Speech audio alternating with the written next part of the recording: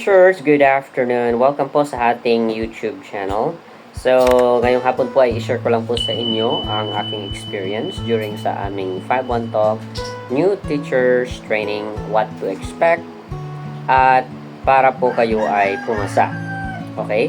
So, although this is just a training, ito po ay ang pinakamahalaga or pinaka-importanteng step para maging isa kang successful or ma-hire ka sa 5-1 Talk. Alright, so sa mga hindi pa nag-subscribe at nag-follow sa ating YouTube channel, make sure to click subscribe and hit the notification bell para updated kayo sa mga i-upload ko pang tips on how to pass in any ESL companies. At you have the chance to work at home. Okay? So, during sa aming training in 5-1 Talk, NTT, the trainer will discuss more about the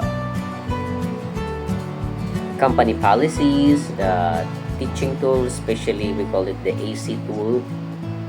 Pretty much self-explanatory at user-friendly naman siya. At of course, during sa NTT training ay di-discuss din yung tips how to pass your final demo. So, during the training, magkakaroon po ng mock demo. So, it's advisable or na mag-prepare po kayo ng mga teaching aids gaya nito or mga fruits as rewards at mga ganito ring mga ito, rewards to reward the students. At meron din tayong mga iba't ibang prutas. Yan, teacher. Okay?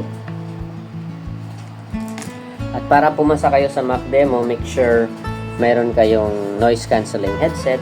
Tapos yung background nyo should be white background. Stable internet connection. I highly recommend Converge, PLDT or Globe dito sa Tacloban City area or Liti area. Just do good with your demo. I'll be uploading the actual final demo, not the actual video, but a glimpse of the final demo later on.